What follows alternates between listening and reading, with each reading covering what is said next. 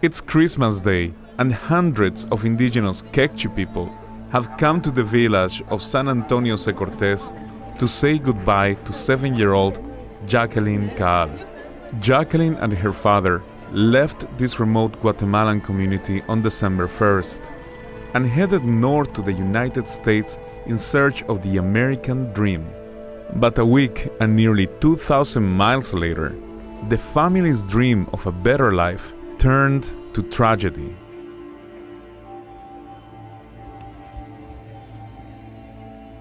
Diyan ko jokotas na wanak kakuli ray lalain.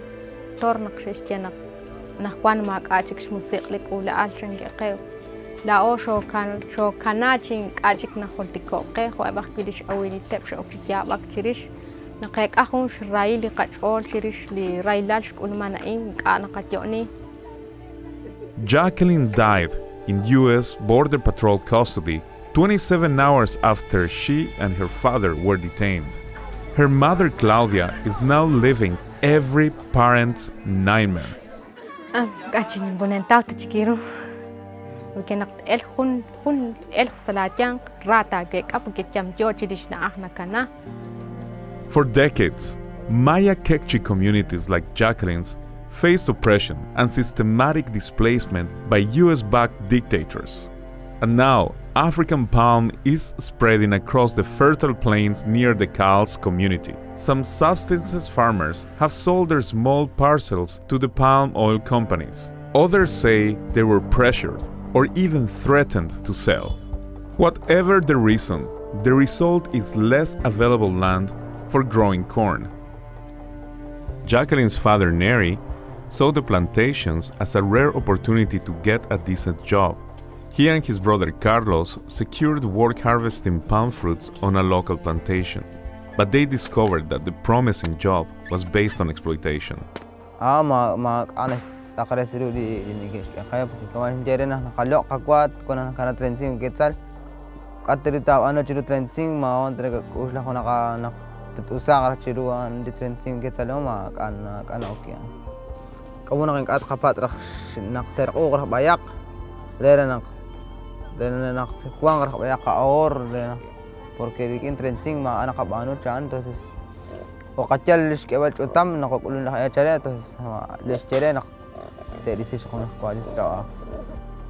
Jakelin's grandfather, Domingo Caal, has worked the land his entire life. He grows cacao and spices and has planted a variety of fruit trees on the family plots of land. But one crop is central to the lives of indigenous Guatemalans, and this staple is now under threat. Hablando sobre el cambio climático, es porque ahorita cada vez más caliente. Aunque esté lloviendo, hay calor, ya no es como antes. Farmers like Domingo say it's impossible to know when to plant their saved corn seeds, as weather patterns have become less predictable. Drought and flooding can decimate crops, and government assistance is non-existent. And every year, there's more pressure on the land. Mire, el maíz es importante, pero ya no es igual como se daba antes, porque antes sí se daba buena, y se hacía más milpa. Pero hoy en día ya no se da buena, se da pero poco. ¿Por qué? Porque ya la tierra está cansada. Entonces eso hace que ya no se vende más maíz, sino que se deja, digamos, para el consumo. When farmers like Domingo manage to produce more corn than their families consume, they sell the excess in local markets. Half a year ago, a 100-pound sack sold for roughly $16. Now, farmers are lucky to get just half that. That makes purchasing beans, meat, and vegetables much more difficult.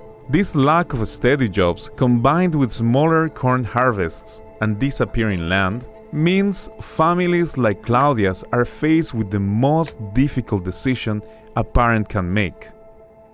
Naraho kachol ke tohtera khrahlish komon tagi barta chitata ula at mak aish tuminal Wana nakachanatiu li ik, wanak makali trabah ik tachanatiu.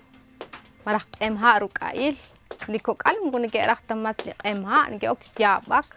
With his options running out, Neri felt trapped, desperate to find some way forward.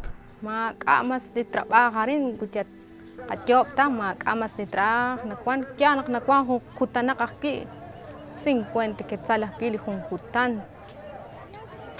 Utmanim tank atirutalok tiruli 50 quetzal utertolik akwan karin kinebish kokal ukanak koosik walish trab. Neri wasn't the only one from this surrounding area looking towards the United States. The local mayor says that 200 families have left for the border in the past 2 months, some traveling with up to 5 children. Ahorita nosotros estamos viendo este flujo de personas para allá, para los Estados Unidos, pues es algo nuevo para mí. Yo no había visto, sí, claro, es alarmante el número de familias que se han ido para allá en estos últimos 2 meses, es preocupante. Organizer Rags Koch works in local Kekchi communities. He has seen firsthand the impact of migration on indigenous values and culture. He tries to convince families like the Caals that there are alternatives to migration. But he says he's fighting a losing battle as human smugglers take advantage of people's ignorance and desperation. Esta época me está preocupando mucho que por qué muchos herchis están yendo. Hay personas que vienen a promocionar como si fuera un producto de venta, a volantear, donde anuncia que ir a Estados Unidos, viaje seguro, trabajo seguro, con precios cómodos. Los coyotes contratan promotores comunitarios, gente de la comunidad, pero lo contratan para convencer a otras personas. Lo que estoy escuchando, hay un cierto precio cuando llevan los niños, porque es más fácil que le dan una visa de exilio en Estados Unidos si llevas un niño. Están cobrando entre 35 y 40 mil quetzales. Pero si te vas de mojado, o sea, cuando no pasas en la migración directamente mojado, no llevas ningún niño, cobran de 85 a 90 mil quetzales. The Caal family won't say how much Neri paid for his trip or whether the coyote gave him a discount for taking Jakelin along. But if he is deported, there will be large debts to pay.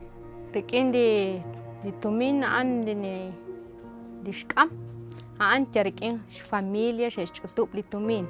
Que tiarikin en tiokesh tebal. Nak oxik arekah litumin.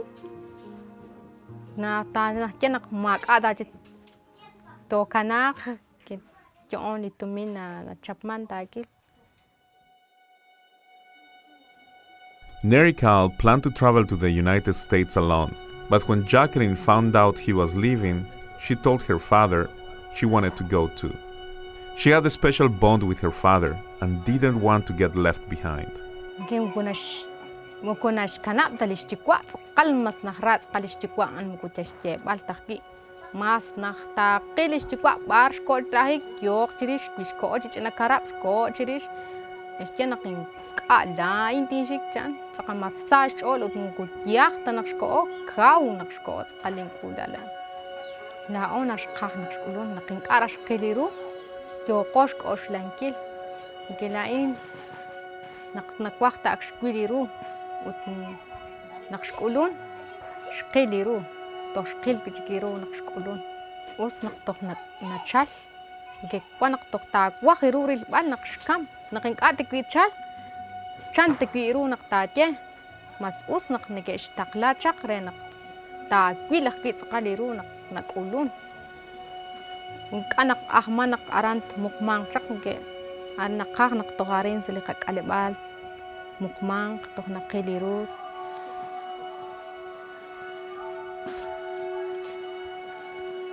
The group reaches the tiny cemetery where Jakelin's family built a basic tomb. Over the past few days, Jakelin's uncle Carlos writes her name in the fresh concrete, ensuring that though she might be gone, she will never be forgotten.